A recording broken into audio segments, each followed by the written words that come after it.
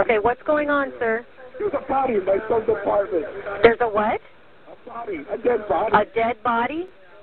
The 21st of May, 2010 will be forever etched in the memories of those who witnessed the heinous crime that occurred in the apartment of Sam Herr. The discovery of a lifeless young woman's body in Sam's dwelling left his father in a frenzied panic, prompting a desperate call to 911. However, the perplexing mystery surrounding the unidentified victim and Sam's inexplicable disappearance only intensified the already nerve-wracking situation.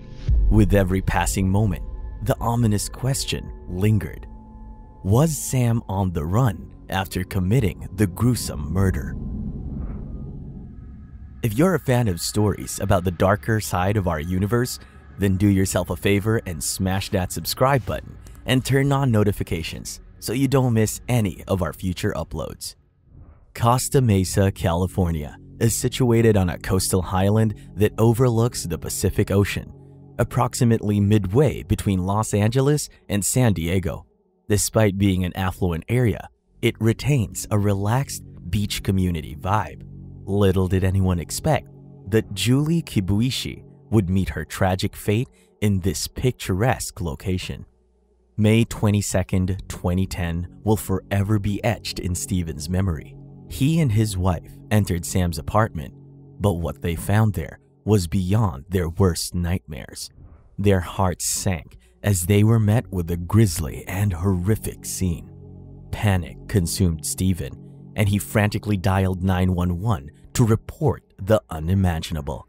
A lifeless woman lying face down in his son's bedroom. But where was Sam? The shock of the incident reverberated throughout the normally peaceful Costa Mesa community, where violent crimes were virtually unheard of. When the police arrived at the scene, they were stunned to find no signs of a struggle, leaving more questions than answers. As they stepped inside the apartment, it appeared to be an ordinary bachelor pad, but as they made their way towards the bedroom, an unsettling feeling began to settle in. Once inside, their worst fears were confirmed. The bed was drenched in a deep crimson hue, evidence of the heinous crime that had taken place.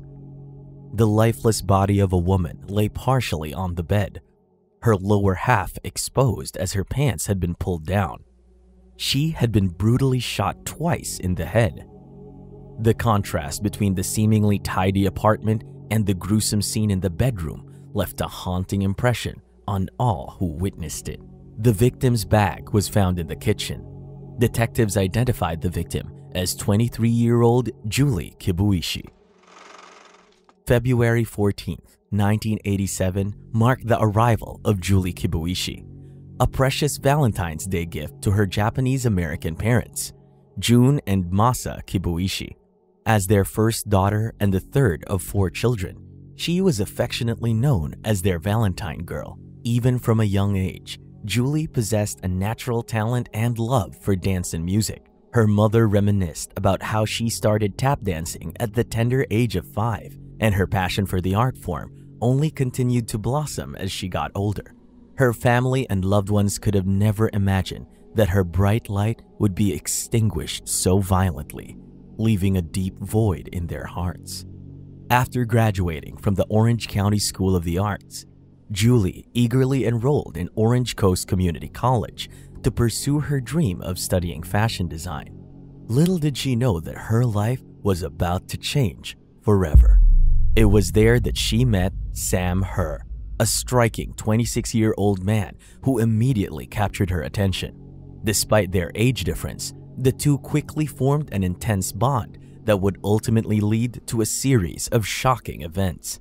After meticulously scouring the crime scene, detectives were left with a horrifying puzzle. As they pieced together the evidence, all signs seemed to point to one man, Sam Herr.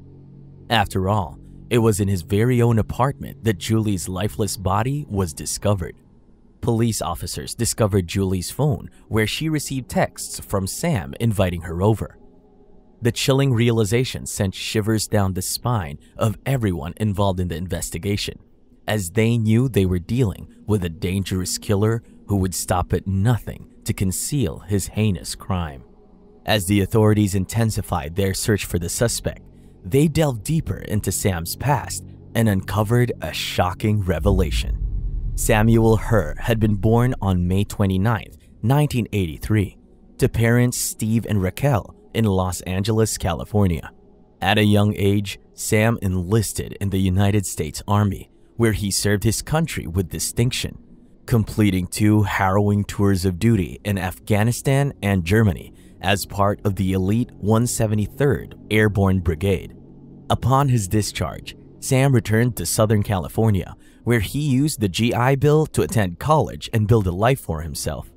After serving his country with honor and distinction in the United States Army, he had set his sights on completing his college education and then re-enlisting as an officer.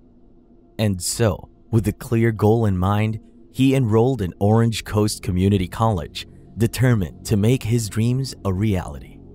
But like so many other war heroes, Sam soon found himself struggling with the traumatic aftermath of his time in the service. PTSD had taken hold of him, and he found himself battling demons that he could not seem to escape. Had this once upstanding soldier somehow snapped under the weight of his inner turmoil and committed the unthinkable? The investigators couldn't be sure, but one thing was clear. As they searched frantically for Sam, the police were growing increasingly suspicious of Sam, and for good reason. This wasn't the first time he had found himself in trouble with the law. 8 years earlier, in 2002, a then 18-year-old Sam Herr had been accused of participating in a heinous crime that shook the community to its core.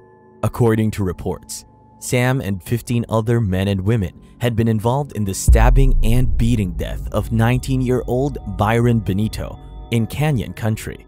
It was alleged that on the night of January 15, 2002, Sam, who had been friends with Benito since childhood, lured him to an isolated spot behind a mobile home park where he was brutally attacked and killed by a group of suspected gang members.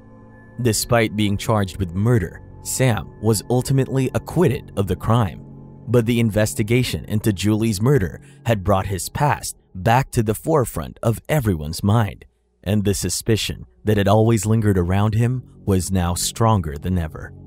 Authorities were on high alert, putting out an APB for Sam and monitoring his cell phone and credit card activity in a desperate attempt to locate him.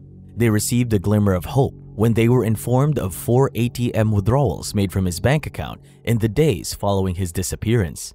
Expecting to see Sam on the surveillance footage, they were instead shocked to find a hooded teenager wearing a cap making the transactions. The police and Sam's parents were unable to identify the individual, leading investigators to conclude that the teenager was most likely aiding Sam in his escape. On May 26, 2010, the police received a break in the case when they discovered that Sam's credit card had been used to order a pizza delivery. They quickly began tracking the delivery driver, hoping that he would lead them to Sam's whereabouts. When they finally obtained the delivery address, they descended upon the location with guns drawn, expecting to find their suspect. But to their surprise, they found 17-year-old Wesley Freilich and his friends instead. The police were now faced with even more questions than before. Who was this teenager, and what role did he play in the ongoing investigation? The investigators were taken aback by the startling account given by the teenager. It was nothing they could have predicted. He had indeed been given the credit card with specific instructions to withdraw cash, but it wasn't Sam who gave him the card, nor did he even know Sam. The name he gave was Daniel Wozniak. Daniel Wozniak had posed as a bail bondsman and demanded payment from Sam for his supposed debts.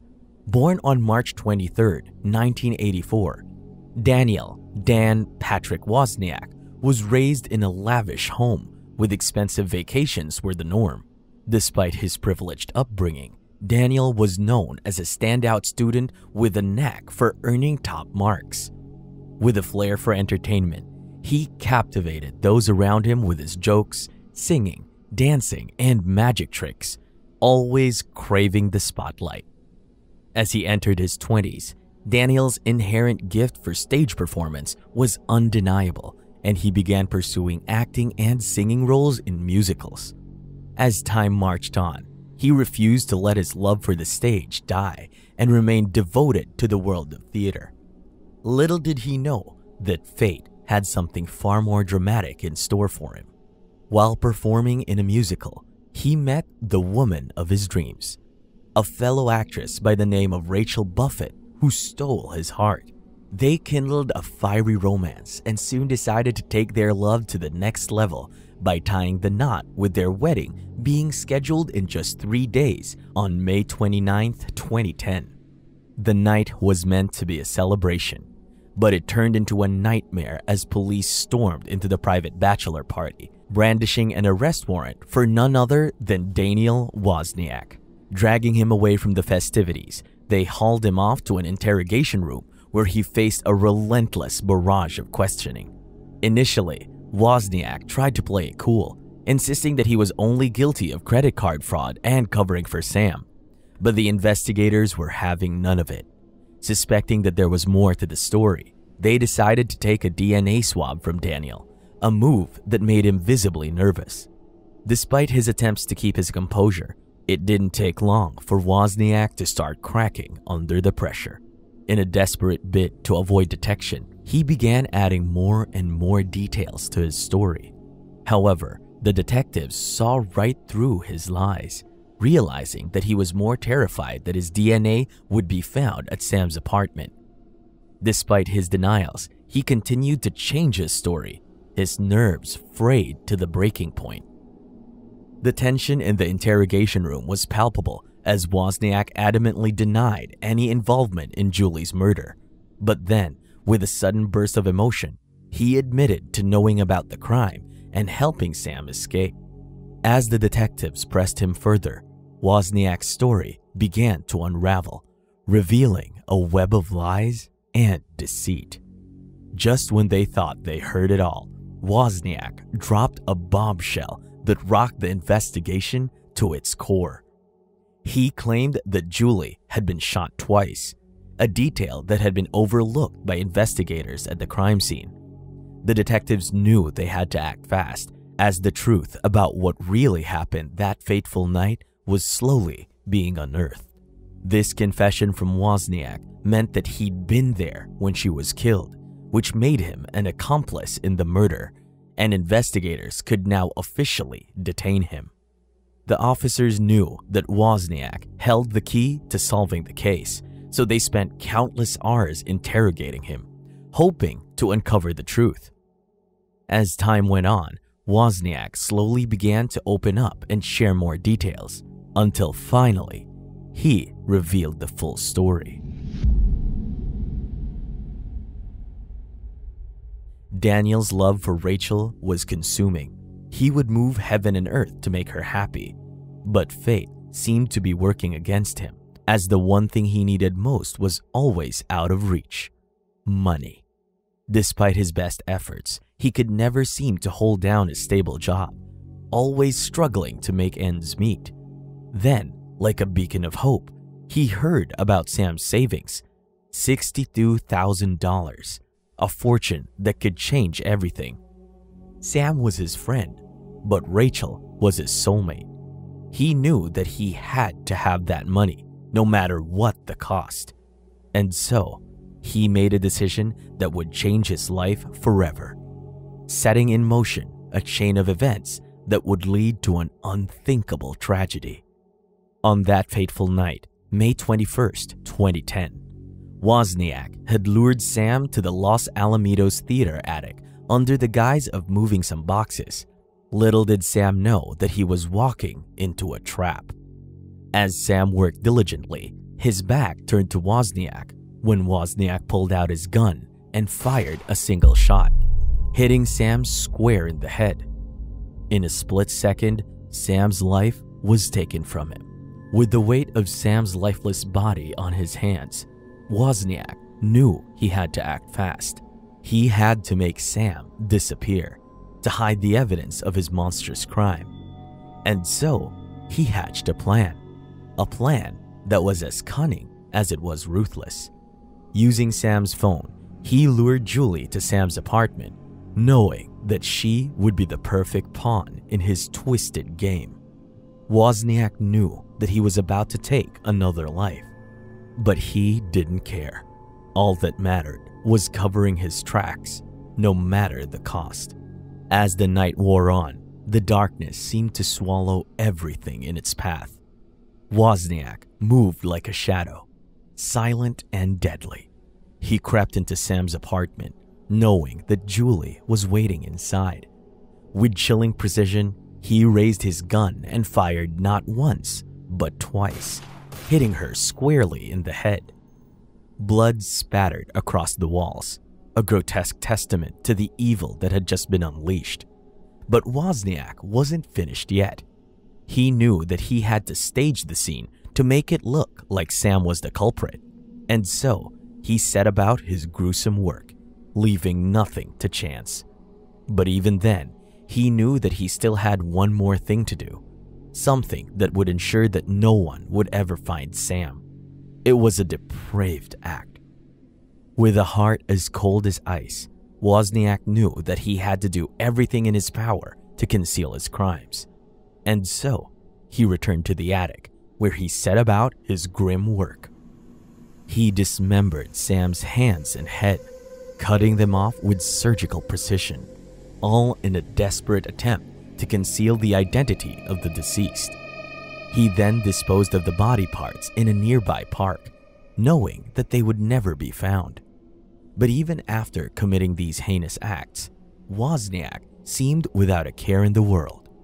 The blood on his hands was just a symbol of the evil that lurked within him, a darkness that would never be extinguished. It all boiled down to money. On the fateful day of September 23rd, 2016, the judge's gavel fell with a deafening thud as he sentenced him to death, a punishment befitting the heinous crimes he had committed. But the end of the trial did not mark the end of the deception that had shrouded this case.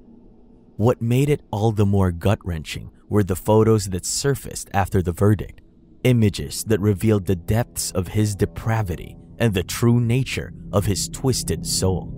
Despite having snuffed out the life of an innocent man, Sam, in the most callous and heartless manner, he had the audacity to leave Sam's body in the attic and go on to perform in a play. As the audience laughed, sang, and danced, oblivious to the unspeakable horrors that had just transpired, he reveled in the sickening irony of it all. But the worst was yet to come. After brutally murdering Julie, he returned to the same theater to perform in the final show of the night, as if nothing had happened. The pictures taken that day captured the sheer madness and malevolence that consumed him. They are a stark reminder of the evil that lurks in the hearts of men.